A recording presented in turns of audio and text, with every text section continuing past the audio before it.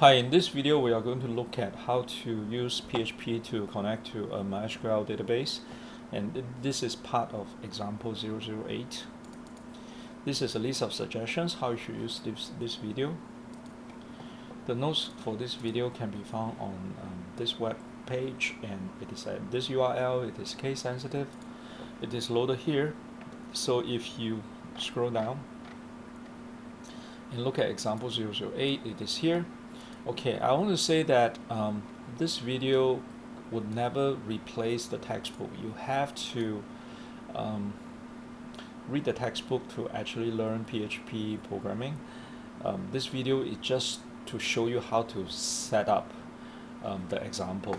So it's very fast and it is very brief. So to actually know what's going on, you would have to read the textbook. It's a very good textbook. It's very readable. Okay, this video is just to teach you how to set up the examples, and after that you have to read the textbook. You have to understand the code, and in other words, you have to study. You cannot learn programming by watching videos. Okay, and then you have to type in the code and test it out, learn how to debug. So this video is by no means to replace textbook or programming learning. Okay, having said that, the first thing we need to do is we need to create a database, and the code for create a database, MySQL database, is here. Okay, the code is here. So the first thing you need to do is to start your Apache and MySQL in xampp. Okay, the second thing you want to do is to download this into a local folder. So I have let's go to the folder that we have been using. So let's go to xampp, myphp. Let's create a new folder called right click new folder called eg008, and we are going to create a file. Right click new text document called eg008 underscore create underscore db.sql. Do you want to change file extension? Yes, I want to change it. And let's right click create db.sql, open it in Notepad++. Obviously it's empty right now. So what we are going to do is we are going to open this file from our web page, and let's highlight everything. You can use mouse to drag, or you can press shift key at the end. Okay, so drag or press shift key, both will work. After that, Control C to copy, come over here, Control V to paste. I'm sure you know Control C and Control V. Okay, alright, so this is the code to create a MySQL database. Again, you have to read the textbook to understand what's going on, what the code means. Okay, this is just a very fast video to teach you how to set up. Save the file. Okay, and so we are going to create a database called Kung Fu Panda Shop, and we are going to create two tables, categories and products, and we are going to create a user called web user. Okay, and we are going to create another user called web tester. As you can see, their user privileges are different.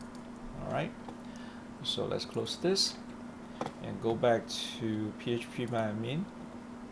So click on the admin under MySQL. You'll open up phpMyAdmin. We are already logged in. If you are out, okay, if you are logged out, they will ask you to log in again. You can always use Harry. Password is elbow monkey.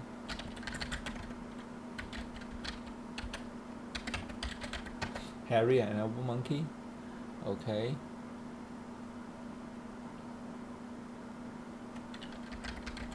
Or root